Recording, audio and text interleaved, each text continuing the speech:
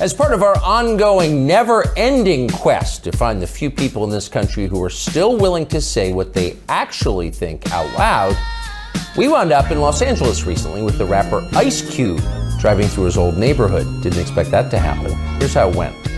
Dr. Dre came by this house. I'm gonna show you. We're gonna ride by. He used to live down the street from me. His cousin moved on our block when I was 12. He was 11, and his name is Sir Jinx. He became one of my producers when I went solo. Sir Jinx. He moved on the block, and then Dr. Dre was his cousin. So Dre came by a couple of times. It was cool, you know, to be able to see somebody who was actually making records. Yeah. And we were still amateurs. Okay, not at this street, but the next one, make a left. You want to get out there? Or you Yeah, we're not getting out because I don't want my pops to be like, what the fuck are you doing? All these people coming by my house. You didn't tell me. Oh, your dad still lives there? Yeah, my pops still lives here. How long has your family been there? Man, since 1962. These boys, they all grew up on this block, okay? That's my son. That's my son. Famously, it's one of the tougher neighborhoods in the city. So where are we? Right now we're on Manchester. This right here, that's a cemetery where a lot of people in this area laid to rest right there. Anyone you know? Yeah, a lot of people I know. A lot of people I know. A lot of friends, you know, a few family members. Out of all the kids I grew up with, at least 13 of them are dead. And that's before they even reached 21. You know, I just turned 21, so, you know, I thank God that I've even reached 21. Just the block I grew up on, right here. Yeah, Does this look the same? It pretty much looked the same.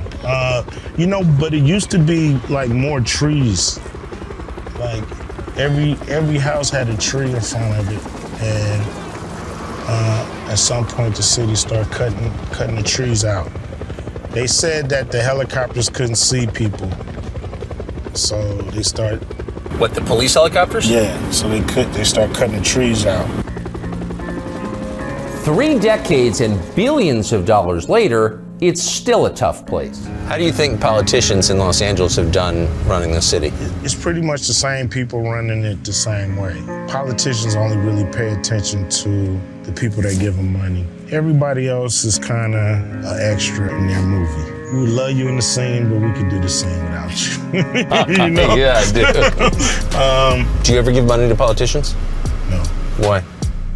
I don't believe in politicians. Politicians have hidden agendas. They owe a lot of people a lot of favors. The more money you give them, the more you're listened to. So you've never fallen for a politician? I can't say that. You know, I've had hope and, you know, dreams that, you know, this guy is gonna be the guy. What'd you think of Obama when he got elected? You know, for the first time, I felt proud that America took that step. Yep. I didn't think they would ever do that. And so that was a moment in time. But then, you know, you look around, years go by, and, you know, not much change for people I know, people I care about. We've had 6 major race riots on the president's watch. Race relations have plummeted to lows not seen since the Rodney King. In Chicago, a toddler is now the latest victim of the city's deadly surge in gun violence. But it didn't change with Bush, it didn't change with Clinton, it didn't change with other Bush or Reagan or Carter. So, you know, at the end of the day, it's still the same results. So you're describing a symbolic victory? Yes, in a lot of ways, yes. And then came George Floyd, and the beginning of what we were told was a second civil rights movement. If there was going to be liberation in the wake of the Floyd riots, this is where you'd see the effects. 3 years ago, a bunch of big companies put hundreds of millions of dollars into Black Lives Matter. Threw them a lot of money. Did that improve The neighborhood you grew up in? Whenever you do that, most of the time, it's a lot of people siphoning that money off the top. Yeah. And the kicker is a lot of people say they're gonna give the money, but they don't even give the money.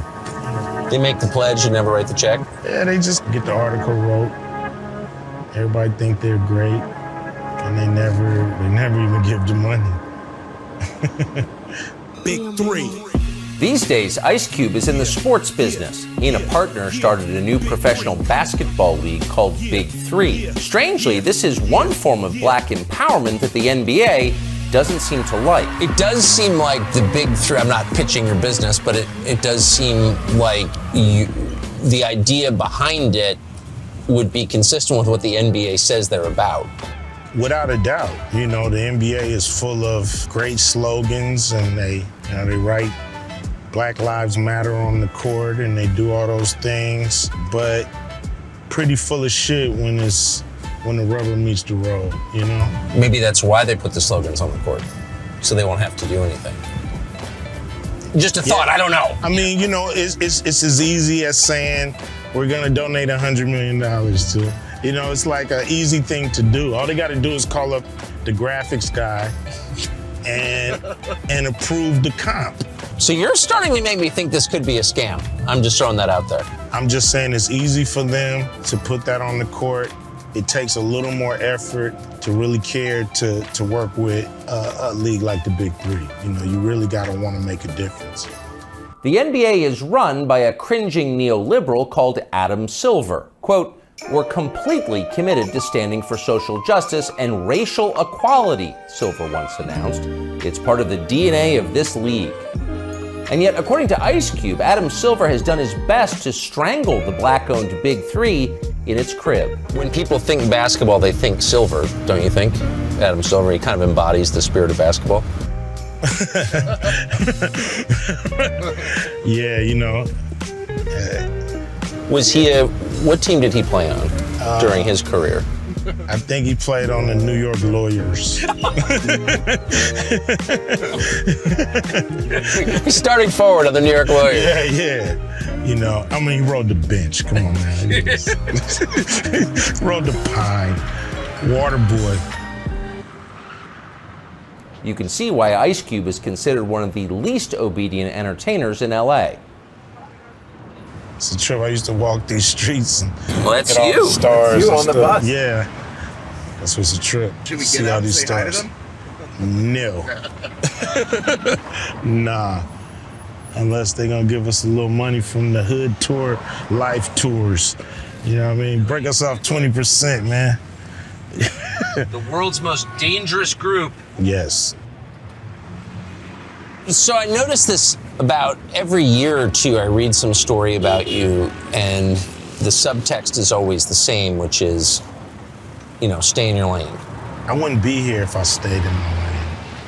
I just never wanted to have that life. I never wanted to be controlled. How many times have you been pulled aside by people who are trying to control you? What they usually do is go talk to people that's in, my circle.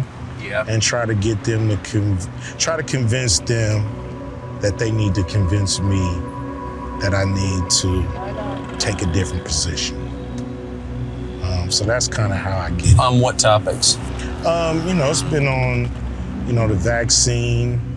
The Hollywood Reporter says actor Ice Cube is saying no to a $9 million payday because he won't say yes to the COVID vaccine.